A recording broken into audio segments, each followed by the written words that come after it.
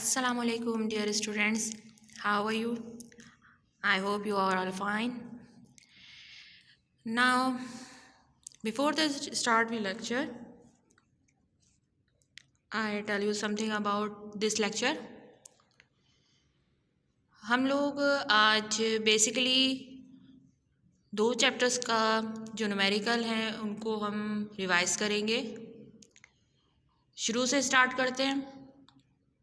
Chapter number 2 and chapter number 3.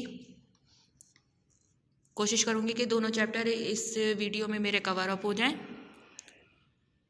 So let's we start our lecture. First we discuss about chapter number 2, measurement. The numerical of these chapters are basically these numericals are based upon the conversion of our units, means gram into milligram or centimeter into meter या millimeter or nanometer, or when we talk about time, so we convert minutes into hour and microseconds. Now let's we start 2.2. The mass of an electron is 9.11 into 10 raised to the power minus 31 kg. The value of mass electron given in the terms of kg. It converted in gram, milligram and microgram.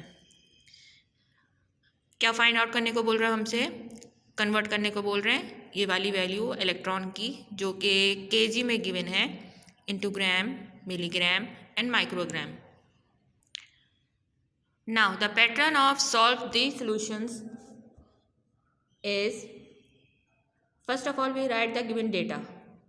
Given data heading डालेंगे और सबसे पहले वो चीज़ लिखी जाएगी जो आपके पास उसकी वैल्यू गिवन है.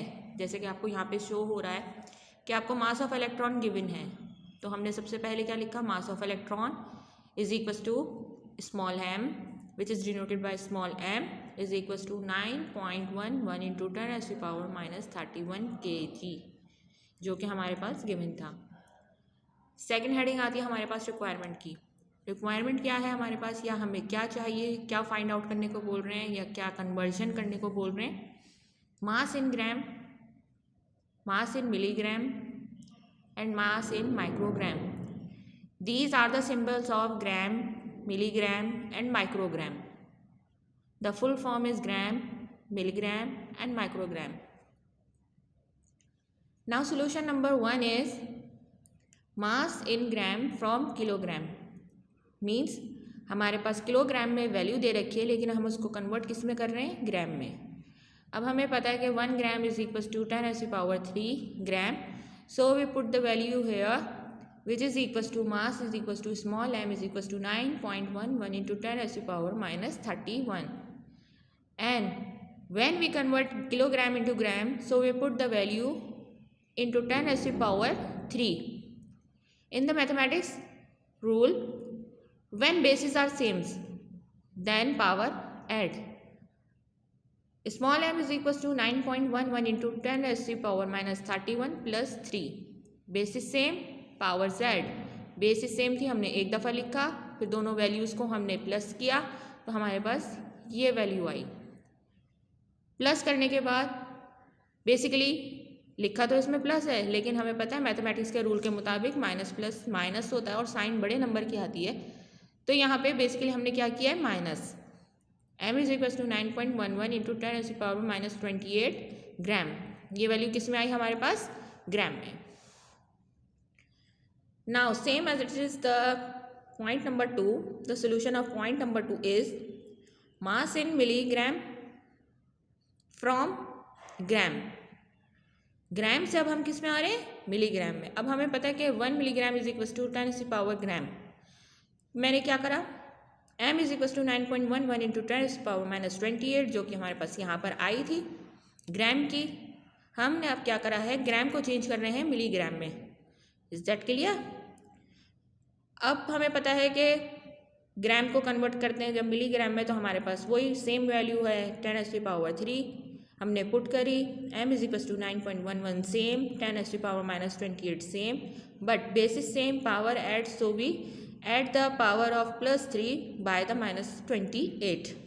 So we get the value m is equals to 9.11 into 10⁻⁻25 milligram. दो सोल्यूशन हमारे पास आ गए, कौन कौन से? ग्राम को, किलोग्राम को चेंज किया ग्राम में, फिर हमने ग्राम की वैल्यू उठाई, उसको चेंज किया मिलीग्राम में। अब हम ग्राम की वैल्यू उठा रहे हैं और चेंज करेंगे माइक्रोग्राम में। So m is equals to 9.11 into 10⁻⁻8 into 10⁻6 microgram. हमें पता है माइक्रो की वैल्यू 6 होती है, तो हमने क्या करा, यहाँ पे उसकी वैल्यू पुट करी। m is equals to 9.11 into 10⁻⁻28 plus का 6, माइनस प्लस माइनस साइन बड़े नंबर की, so the value become m is equals to 9.11 into 10⁻⁻22 microgram. Here we complete the solution of problem number 2.2. Now problem number 2.3 is the radius of hydrogen atom is 0.53 into 10⁻⁻10 meter. Convert it in centimeter, millimeter and nanometer. किस में conversion करने को बोल रहे हैं हमें? Centimetre में, millimetre में और नैनोमीटर में। हमारे पास वैल्यू बेसिकली किस में गिवन है? मीटर में। Now solution of 2.3 is radius of hydrogen atom which is given as r is equals to 0.53 into 10⁻⁻10. Required data is r of h means radius of hydrogen in centimeter, radius of hydrogen in millimeter and radius of nanometer is question mark. Now these values are converted into these terms. Same as it is, वही conversion है हमारे पास, सारी same as it is कि हमारे पास वैसे ही question है जैसे हमारे पास 2.2 गिवन था। So we will come about 2.4। Now 2.4 is the time taken by an electron to complete one rotation about its nucleus is 0.5 into 10⁻⁻18 second. आपके पास टाइम गिवन है इलेक्ट्रॉन का जो कंप्लीट रोटेशन करता है न्यूक्लियस के गिर्द घूम के कितने सेकंड्स में? 0.5 into 10⁻⁻18 सेकंड में। Convert it into minutes, hours and micro seconds. आपको कन्वर्जन किस में करने को बोल रहे हैं? मिनट्स में, आवर्स में और माइक्रो सेकंड्स में।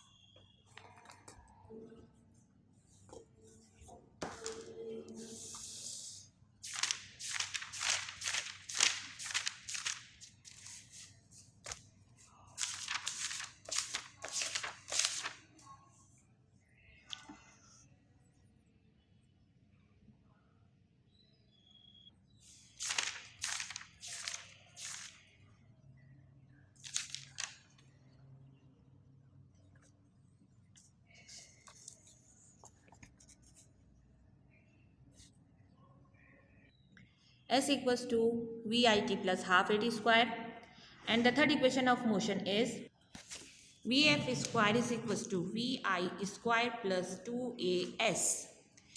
These are the three equations of motions which are basically the main important thing of this chapter. So now let's start our numericals. Now problem number 3.2. One is the basically the conversion of find out the velocity. ये वाला जो हमारा topic है ये हम आगे भी अपने न्यूमेरिकल्स में डिस्कस कर लेंगे।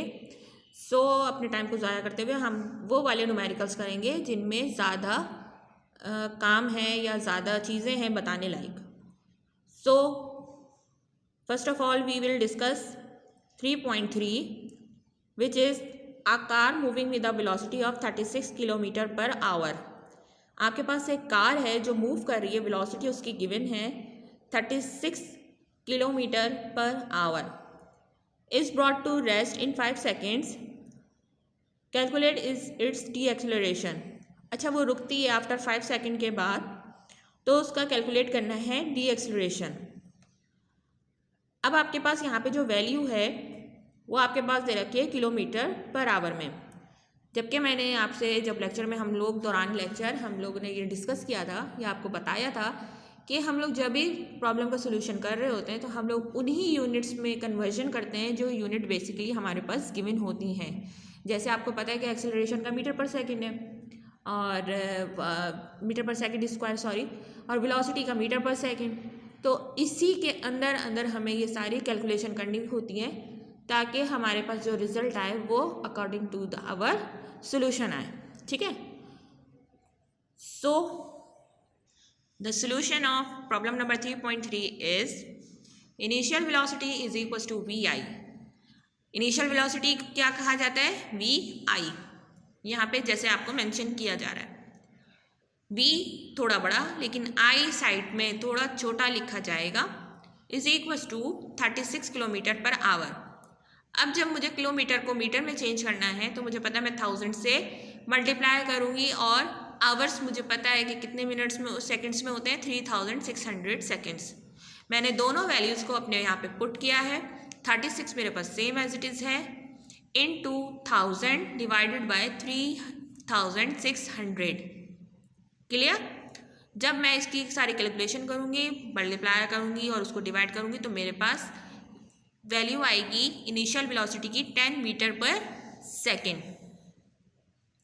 वही बात है कि जो आपके पास डेटा में सबसे पहले वही चीज़ें लिखी जाती हैं जो आपके पास प्रॉब्लम में उसकी वैल्यूज़ गिवन हो, जैसे मैंने इधर किया है। इनिशियल वेलोसिटी मेरे पास गिवन थी, उसके बाद जो मेरे पास चीज़ गिवन है वो है time taken by a car is equal to T is equal to 5 second. तो final velocity which is equal to V F is equal to 0। ना अब हमें बात करने के लिए कहा जा रहा है कि डी एक्सेलरेशन मालूम करना है। अब हमें पता है कि the acceleration is equal to small a is equal to question mark. Now here we formula apply which is the first equation of motion, A is equal to V F minus V I over T. ये मैंने इसको अपने हिसाब से setting की है फॉर्मूले की कि जो मुझे वैल्यू मालूम करनी है उसको मैंने एक तरफ रखा है और बाकी सारी जो मुझे गिवन वैल्यूज़ हैं उनको एक तरफ कर दिया है।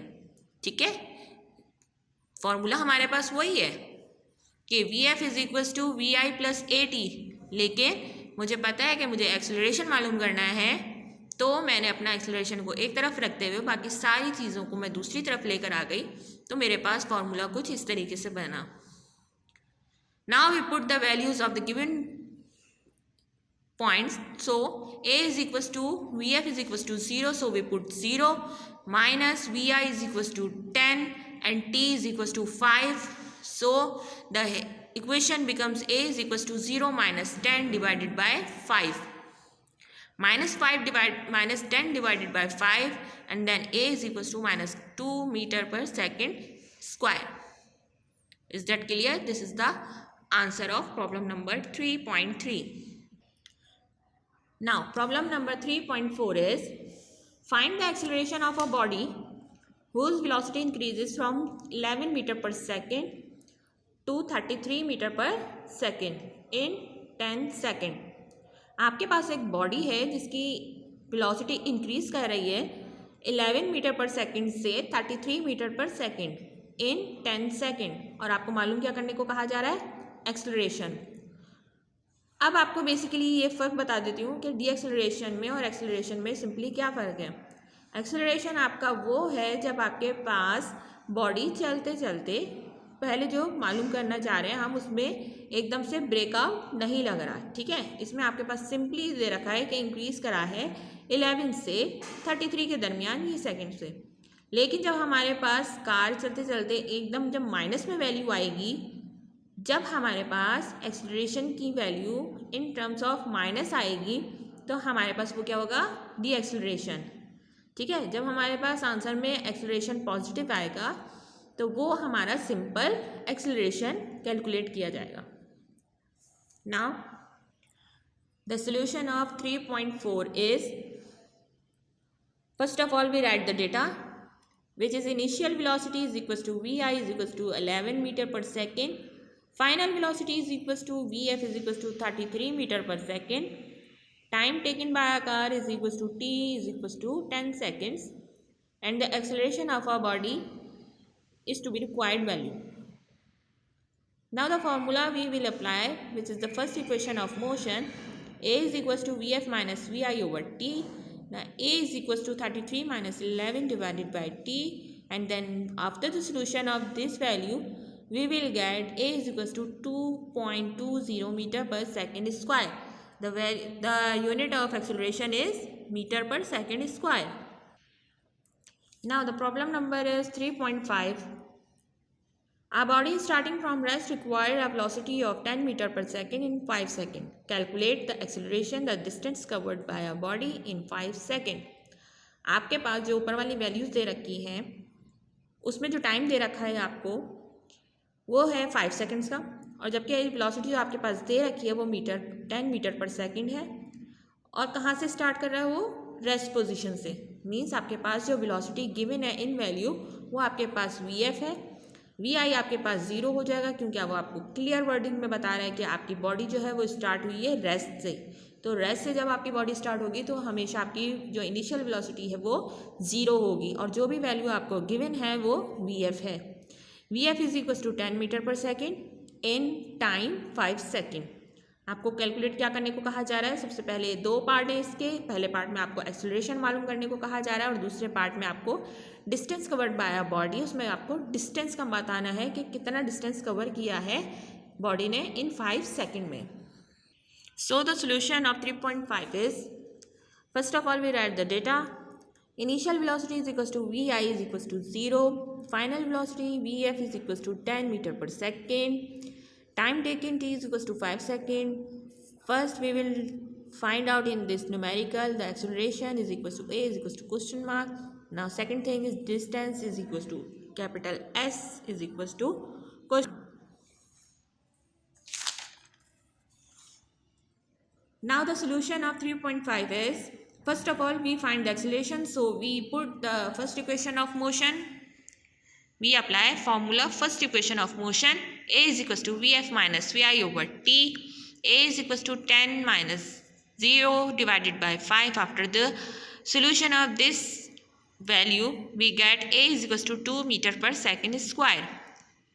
इधर हमने A एक्सेलरेशन मालूम कर लिया है, इसलिए हमारे पास सेकेंड इक्वेशन ऑफ मोशन जो हम अप्लाई करने जा रहे हैं उसके लिए हमारे पास सारी चीज़ें गिवन हैं। मीन्स आपके पास Vi भी गिवन है, अब A भी गिवन है और T भी गिवन है, तो हमारे पास इजीली क्या चीज़ आ जाएगी? Distance. So S is equal to Vi t plus half AT square. This is the equation of second equation of motion. Now S is equals to 0 into 5 plus 1 over 2 into 5 का square. सारी values put करने के बाद solution निकालने के बाद आपके पास जो वैल्यू आएगी डिस्टेंस की वो है 25 metre. Now numerical number 3.10.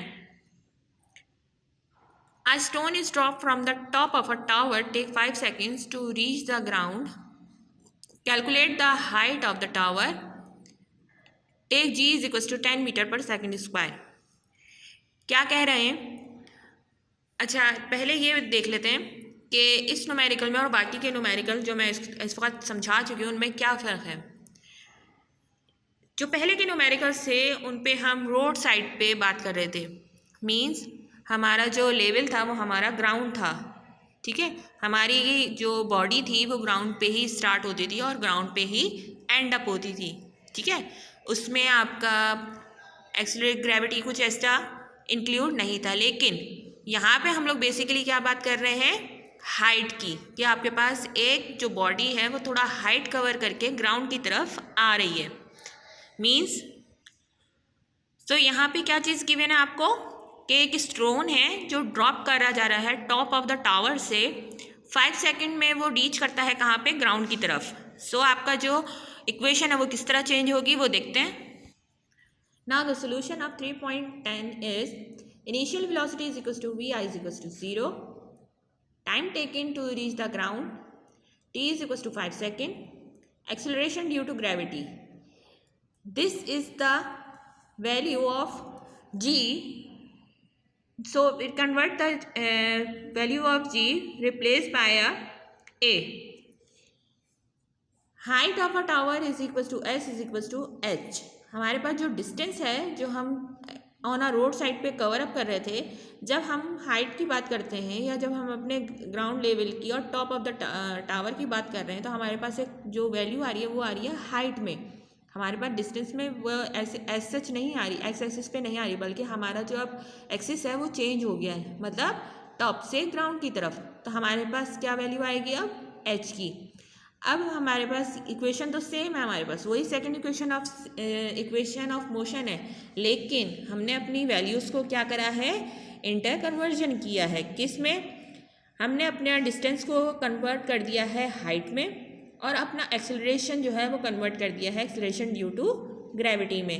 So the equation of motion become H is equal to S V I T plus half G T square. After the placing the values of V, I, T and G, we get H is equals to 0 into 5 plus half tan 5 square. Is that clear? After the solution of this equation, we get H is equals to 125 meter, which is the 125 meter. Now problem number 3.12. A stone is thrown vertically upward with a velocity 20 meter per second. Find the maximum height reached by a stone and the total time of flight. अब आपके पास क्या given है, velocity given है, और मालूम करने को क्या कहा जा रहा है आपके पास, मैक्सिमम हाइट. जो मैंने पहले वाले न्यूमेरिकल में आपसे बात कही थी कि मैंने डिस्टेंस को अपने किस में कन्वर्ट कर दिया था, हाइट में. सेम एज इट इज़ इन्होंने वही वर्डिंग यहाँ पे यूज़ कर ली है कि आपके पास क्या फाइंड आउट करना है, मैक्सिमम हाइट जो रीच कर रहा है stone and the total time of flight. Means आपको वो टाइम भी बताना है जिसमें वो आपका मूव अप कर रहा है stone vertically upward. Now the data of 3.12 is initial velocity is equal to V I is equal to 20 meter per second. Final velocity is equal to V I is equal to 0 and the acceleration due to gravity which is given as g is equals to 10 meter per second square. Is that clear? Now height is equals to question mark and total time of flight is t is equals to question mark. अब हमें पता है कि हमारे पास ये सारी चीज़ें given है कौन सी इक्वेशन में, थर्ड इक्वेशन ऑफ मोशन में, which is equals to 2gh is equals to V F square minus V I square. क्यों लगाई है मैंने, क्योंकि मुझे टाइम ऑफ फ्लाइट नहीं गिवन है, और ये बेसिकली ये वो इक्वेशन है जिसमें आपके पास टाइम मेंशन नहीं होता. ठीक है, तो हमारे पास इजीली हम इस इक्वेशन को यूज़ करते हुए हम हाइट कैलकुलेट कर सकते हैं. So we put the value of the above given equation. So 2gh is equal to V F square minus V I square. When we find out the height, the height is left over and all the terms in the right side. H is equals to vf square minus vi square divided by 2g. After the putting the value, we get h is equals to 20 meter. Now the time is equals to t is equals to, now here we put the equation which is the first equation of motion. Vf is equals to Vi plus At.